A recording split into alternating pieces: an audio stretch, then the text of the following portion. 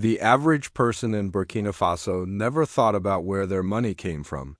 A folded note handed to a child to buy bread, a few coins dropped into a taxi driver's hand at dusk, a salary deposited each month, taxed and recorded.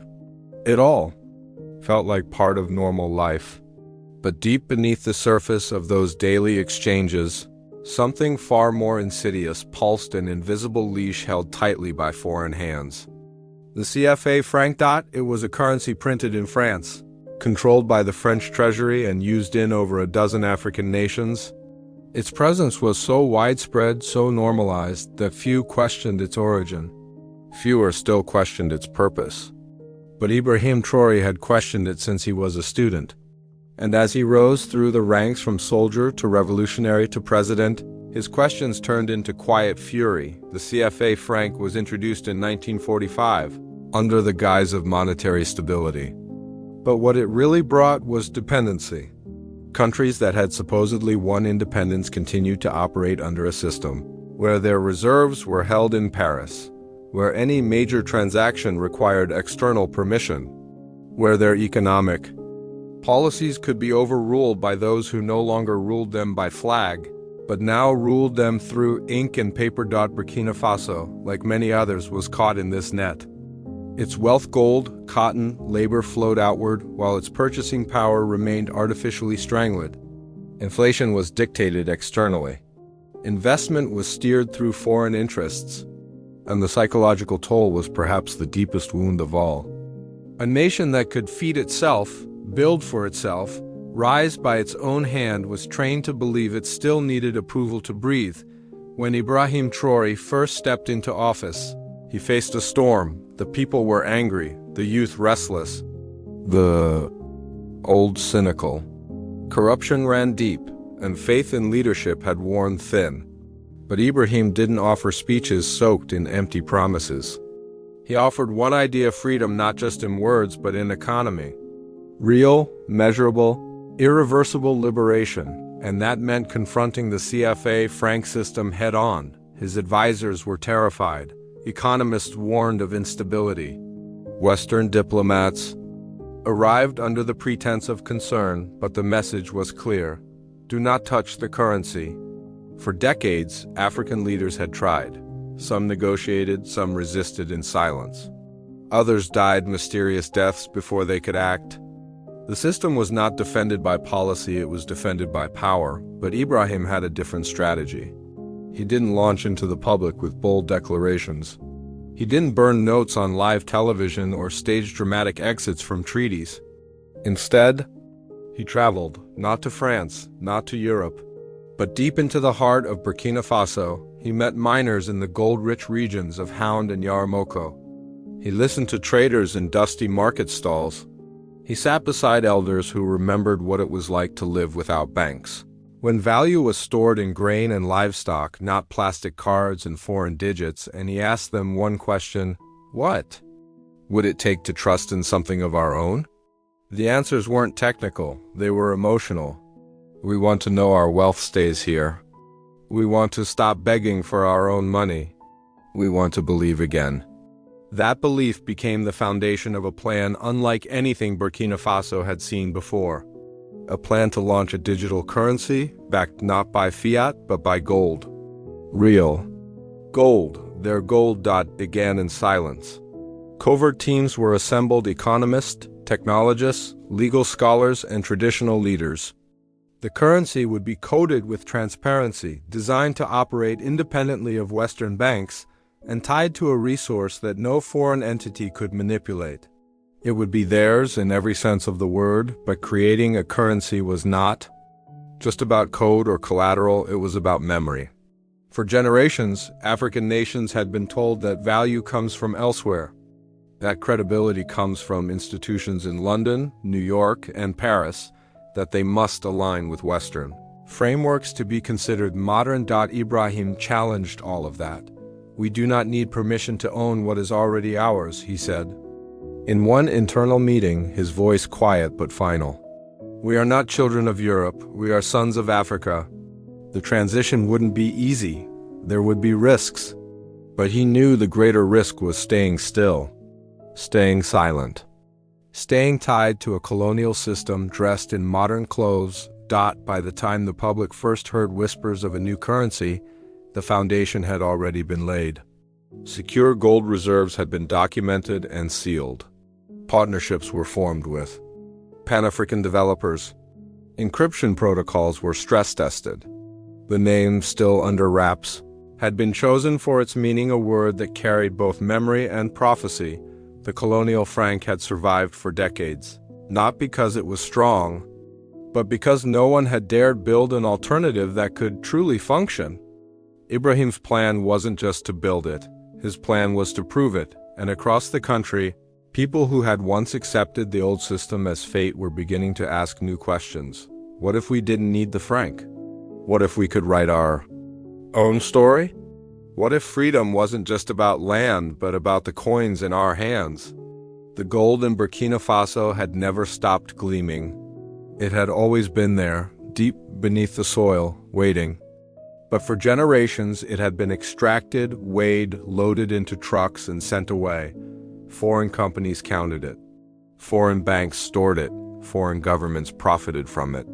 And the people who lived above it, who bled for it, saw almost nothing. Now, for the first time in history, that gold would not leave. Ibrahim Traoré ordered a full audit of the country's mining operations. Not just the official ones, but the informal sites, the forgotten pits worked by desperate men with shovels and no gloves. Teams traveled across the country, taking inventory of reserves, verifying extraction levels, identifying what could be reclaimed and what had been stolen. The results were staggering. Burkina Faso had more gold than most of its people had ever known. But the real question was how to turn that gold into freedom. Ibrahim called together a task force unlike any ever assembled in the country. Economists from West Africa's top universities, cybersecurity experts with ties to underground tech collectives, blockchain developers from Senegal and Kenya, elders from Burkina's tribal councils, young programmers who had never set foot in a university, but had built their own code from dusty internet cafes. They met in repurposed classrooms, in windowless basements, in government offices dimly lit by solar lamps. There were arguments, long nights, failed prototypes. But there was also something new in the air, something unshakable. Conviction. The concept was radical but simple, a gold-backed digital currency built on a decentralized blockchain, completely independent of the CFA Franc, immune to manipulation by foreign treasuries. Every unit of the currency would correspond to a fixed amount of gold stored within the country. The system would be verifiable, transparent, and incorruptible. But Ibrahim knew that currency alone wouldn't be enough. People don't trust code, they trust history, memory, blood. So he took the plan beyond the labs and into the fields. He traveled to villages, market squares, mosques, schools. He sat on plastic chairs with elders, shared meals with miners, and asked mothers if they felt ready to trust something new. Most had been burned by promises before, but then came the turning point. In a small mining town near the Ghana border, a local cooperative had been struggling. Their gold was being bought at disgracefully low rates by a foreign firm. When Ibrahim's team introduced the idea of direct integration with the new currency, cutting out the middlemen, eliminating the need for external banks, the reaction was instant. One miner said, "So the gold we dig stays here?" "Yes," Ibrahim said, "and it will feed our families, not their shareholders." "Yes." The miner stood up, dusted his hands, and simply said, "Then it's time." That moment echoed. Across the region, similar sentiments began rising. This wasn't just policy, it was recovery. Recovery of trust, a voice of value. The currency was named Kanjo, derived from a Diula word meaning inheritance. It was more than a name. It was a statement. This wasn't a gift from a government. It was a return to what was already theirs. The infrastructure followed. Secure gold vaults were built across strategic regions, guarded by local forces. Blockchain servers were deployed in triplicate, offline operational, and independently powered. Rural communities were provided solar-powered devices capable of transacting even in remote regions. Biometric wallets were introduced to prevent theft, and training centers were established to ensure no one was left behind. It was a massive undertaking, built with urgency but not haste. Because this time, the stakes were not just political, they were ancestral. Then came the international backlash. The moment word of Kanjo leaked, Western media erupted. Populist currency gamble, destabilizing move. Traore risks plunging Burkina Faso into financial ruin, threats followed. Warnings from international lenders, frozen negotiations. Talk of sanctions. Ibrahim didn't flinch. He went on national radio and spoke directly to the people. If they fear our currency, he said, then they fear our freedom. And that means we are on the right path. That speech rippled across the continent. From Dakar to Dar es Salaam. Young Africans began whispering a phrase Ibrahim used at the end of that broadcast. Let the gold remain in our soil and in our hands. Comment that below if you believe Africa's wealth belongs to its people, not its past. As the Kanjo system prepared for launch, excitement and fear intertwined. Everyone knew it was unprecedented, everyone knew it was dangerous. But for the first time in decades, the danger wasn't submission. The danger was possibility, and in the streets of Ouagadougou, where children once played beside walls painted with the names of foreign banks, a new symbol was appearing. A golden coin surrounded by flame, not destruction. Rebirth. The launch day arrived without spectacle. No military parades, no glittering gala. Just a quiet morning in Ouagadougou, the sun rising slowly over a city that held its breath. On government websites, on radios, on whispered phone calls, one word pulsed through the air. Kanjo. At exactly 9 in the morning, the system went live. Servers activated across the country, wallet apps updated.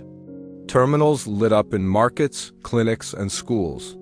In mining towns, verified gold-backed deposits were uploaded into the blockchain. Every unit of Kanjo now existed, not in theory but in truth. No one knew if the system would hold. But what they did know was this: it was theirs. People gathered in tea shops to watch. Not for a crash or for chaos, but for proof. Proof that it could work. In the first hour, over 2,000 transactions were recorded. A mother paid her child's school fees. A farmer sold vegetables in a local stall. A mechanic bought imported parts without routing through a foreign bank. There was no middleman to take a cut, no waiting period. No conversion fee. And for the first time in their lives, people looked down at their phones, their wallets, their coins, and saw not the face of a colonial imprint, but the symbol of something born on their soil. International markets didn't react at first. The West, as always, was slow to believe that anything truly transformational could come from Africa. The IMF made a cautious statement.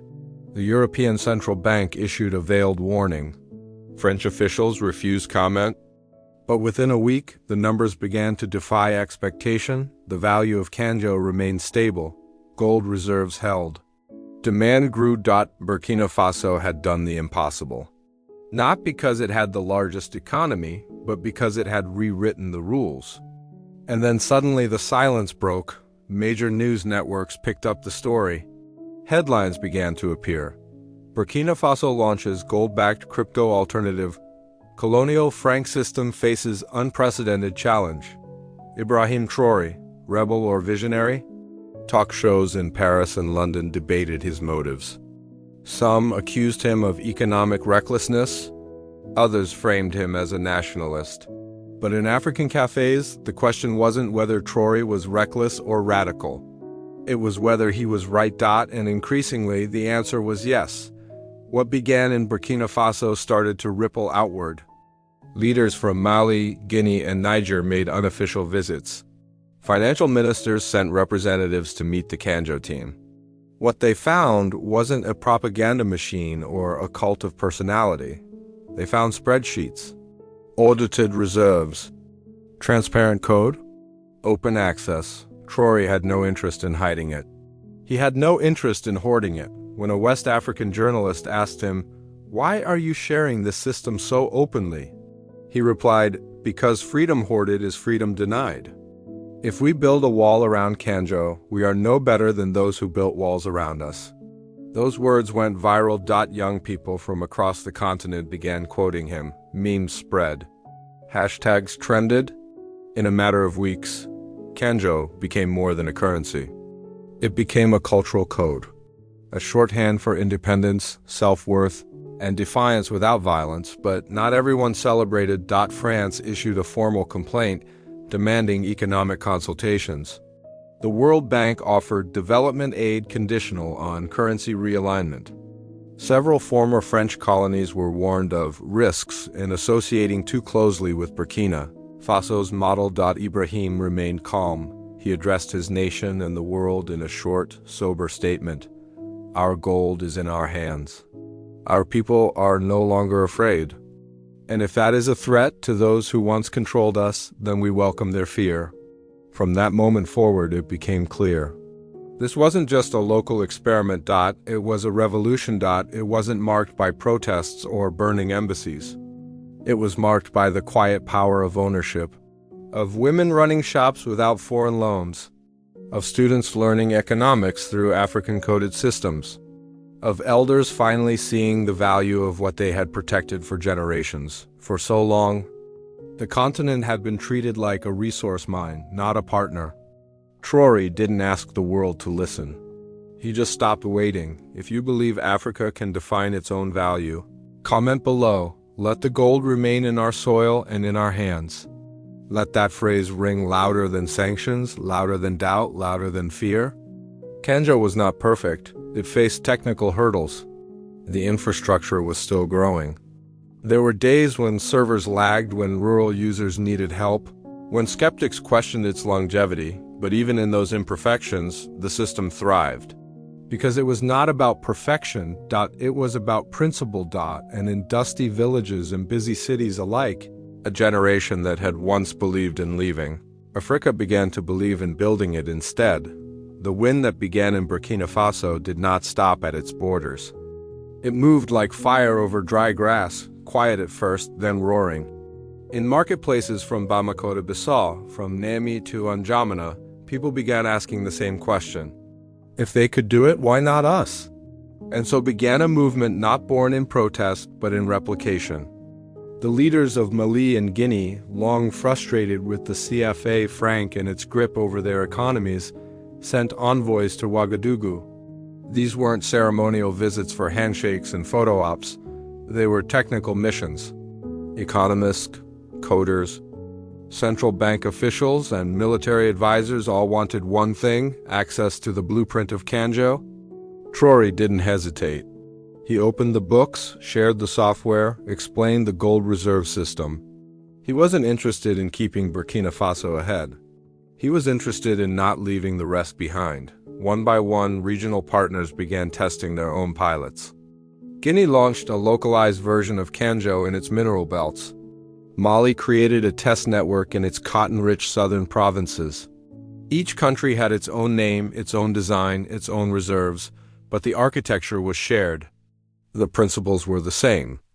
Value must come from within, wealth must remain among the people, and freedom must be coded into the system itself.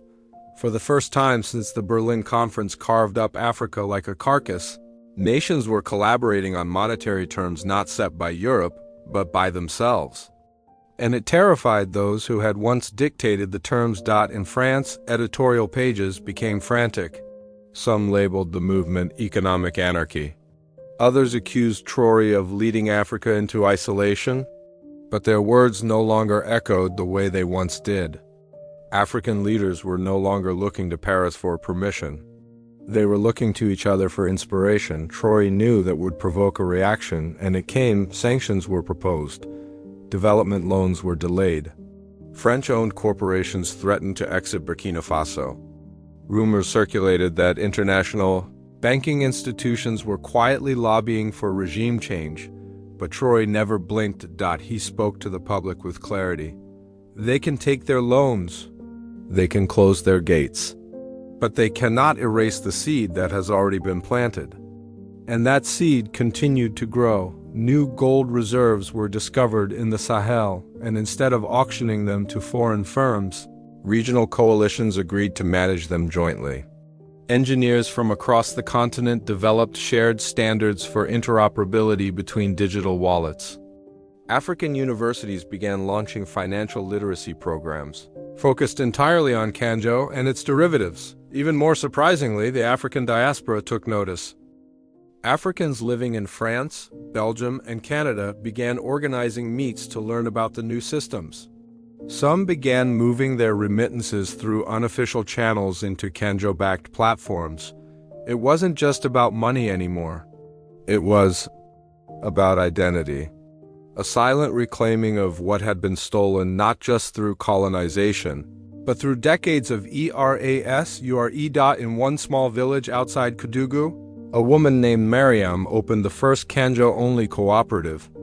It was a small storefront with shelves of dried food, handmade goods, and a small digital terminal. She was illiterate, but her son had taught her how to use the wallet. Every item in her store was priced in Kanjo. She paid her suppliers in Kanjo. Her profits stayed in Kanjo. When asked why she trusted it, she replied, "Because this coin was made for me, not for them." That spirit couldn't be regulated, couldn't be sanctioned, couldn't be silenced. If you feel the continent is rising, comment below. Let the gold remain in our soil and in our hands. Let that echo through every language and border. International. Media tried to spin it. They reported on technical glitches. They highlighted protests unrelated to currency. They interviewed analysts who predicted the system would collapse within months, but those same analysts could no longer deny one thing. Burkina Faso's economy was stabilizing. It wasn't booming, but it was surviving without begging.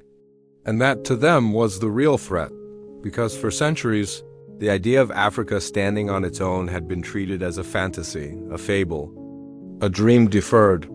And yet here it was coded, encrypted, secured in gold and rising. The tide had turned. And the old world, so used to giving orders, found itself watching in silence. No drone strike could undo it. No trade embargo could stop it. No press release could discredit it.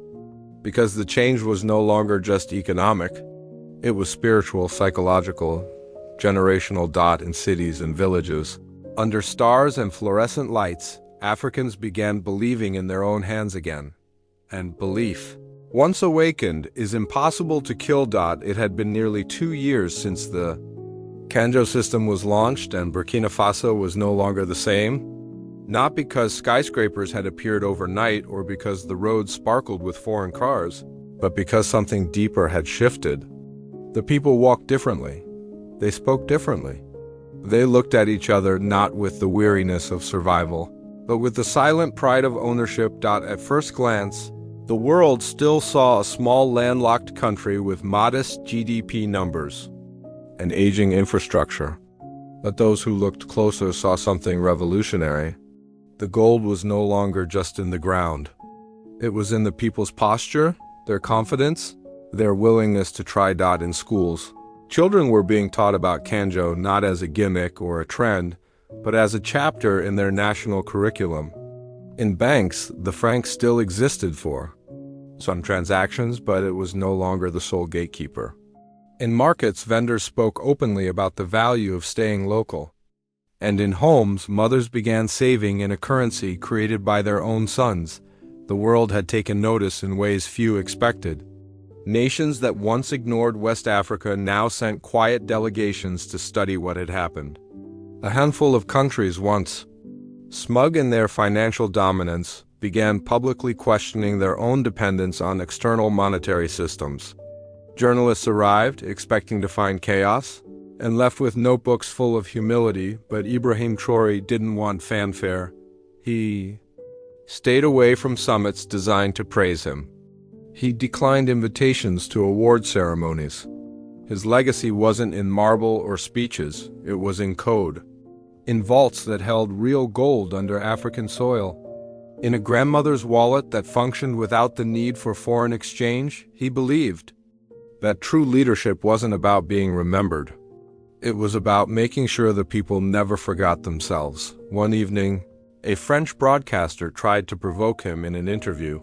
"Mr. Traore, do you really think Burkina Faso can survive without the West's financial systems?" He paused, looked into the camera, and replied, "We are not surviving. We are choosing." That clip went viral, not because it was loud, but because it was true. The world was beginning to understand that Africa had not been waiting for rescue. It had been waiting for the mirror to clear, for its people to see who they truly were underneath the dust of conquest and dependency, and that mirror was now clean. In the following months, more countries joined what came to be called the Sovereign Gold Network, a coalition of African nations, small and large, each creating their own version of digital currency backed by local resources. They weren't trying to become like the West. They were trying to become whole. Burkina Faso was still learning. There were missteps, errors in rollout, rural regions that lagged behind. But those problems no longer felt like proof of failure. They felt like the growing pains of something real, and Ibrahim knew that someday he would step down. He would become a figure in history, debated and dissected. But long after his name faded from headlines, he hoped one thing would remain, not a memory of rebellion, but a memory of reclamation, a belief that what had been taken could be returned, not by war, not by rage, but by clarity. And maybe that was the quietest, most radical idea of all. Not that Africa needed saving. But that Africa had always had everything it needed. Gold in the ground, fire in the heart, and now the will to build with both. In a village not far from where he was born, a young girl asked her grandmother why her coins looked different from the ones she used to see. The old woman smiled and said, "Because these ones are ours." And that, more than all the headlines, was the victory.